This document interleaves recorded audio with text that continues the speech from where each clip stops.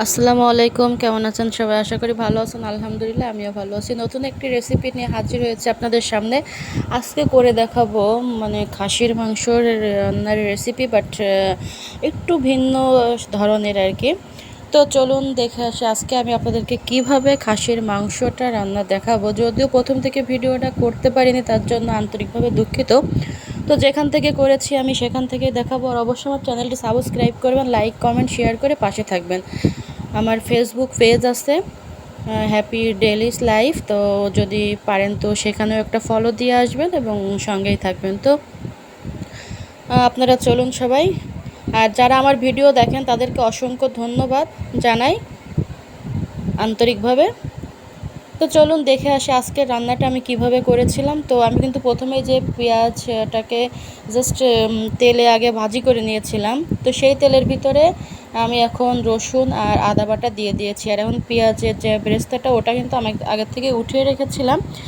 তো এখন সেই পেঁয়াজে সেই বেরেস্তা দিয়ে দিয়েছি। ওই যে দেখে বুঝতে পারছেন পেঁয়াজটা আমি আগে থেকে ভাজি করে রেখেছিলাম, আর মাংসটাও দিয়ে দিয়েছি। তো দেওয়ার পরে এখন আমি এক এক করে বাকি মশলাগুলো দেবো। এখানে ভিন্নটা হচ্ছে কি যে পেঁয়াজটা আগের থেকে ভাজি করে রাখা।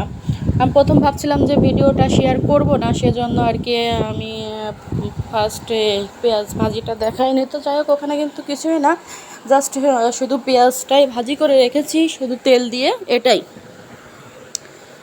তো যাই হোক, আমি এখন এক এক করে সব মশলার ভিতরে দিয়ে দিব। দেওয়ার পরে এখানে আমি লবণ দিয়েছি পরিমাণ মতো, আর এখানে আমি শুকনো মরিচের গুঁড়া দিচ্ছি পরিমাণ মতো।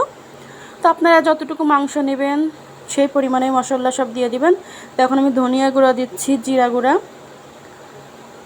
এই যে এটা কিন্তু জিরা গুঁড়া। আর এই জিরা গুঁড়া কিন্তু শুধু জিরা না, এর সঙ্গে শাহি জিরা, যেটা শাহি জিরা বলে, সেই শাহি জিরা একসঙ্গে দিয়ে এটা করা। আর এই যে গরম মশলাটা আমি এখানে দিয়েছি, এটার ভিতরে লবঙ্গ, এলাচ, দারুচিনি, তারপর আপনার জয়ফল এবং সামান্য একটু জয়ত্রীও আছে, এবং যে কালো বড় যে এলাচ ওইটাও আমি একসঙ্গে মশলাগুলো করে রাখি। একসঙ্গে আর কি সব মশলাটা করে রাখি, এতে অল্প পরিমাণ দিলে এটা কিন্তু হয়ে যায়।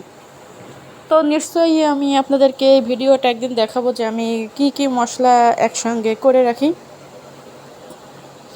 তো এগুলো দিয়ে আমি কিন্তু এটা ভালো করে কষিয়ে নিব। এটা কিন্তু খুব ভালোভাবে কষাতে হবে, মানে কষাতে কষাতে একেবারে পুরো ভাজা ভাজা হয়ে আসবে, এবং যখন তেল বের হয়ে যাবে, আমি কাছ থেকে দেখিয়ে দিচ্ছি, এই যে দেখে বুঝতে পারছেন না কিন্তু প্রায় মাংসর থেকে আর কি তেল বের হয়ে আসছে, এবং পুরা তেলের ভিতরে মনে হচ্ছে ভাজা ভাজা হয়ে গেছে। তো খাসির মাংসটা, যদি আপনাদের খাসির মাংস তাজা থাকে তাহলেও এভাবে করবেন। আর যদি দেখেন যে না খাসির মাংসটা একটু পুরনো হয়ে গিয়েছে, তবে যথাসম্ভব এটা ভালো করে ভাজি করে নেবেন। ভালো করে ভাজি করে নিলে এটা কিন্তু খুব মজাদায়ক হবে। তো যাই হোক, আমার কিন্তু রান্না হয়ে গিয়েছে। ওই সময় আর কি আমি কষানোর পরে আমি পানি দিয়েছিলাম, দেওয়ার পরে হলুদ দিয়ে এই যে আমি এখন বেশ খানিকটা সময় জাল করে এটা আমি নামিয়ে ফেলেছি। তো আশা করি আজকের ভিডিও আপনাদের ভালো লাগবে। সবাই ভালো থাকবেন, সুস্থ থাকবেন, ভিডিওটা দেখবেন। খোদা হাফেজ।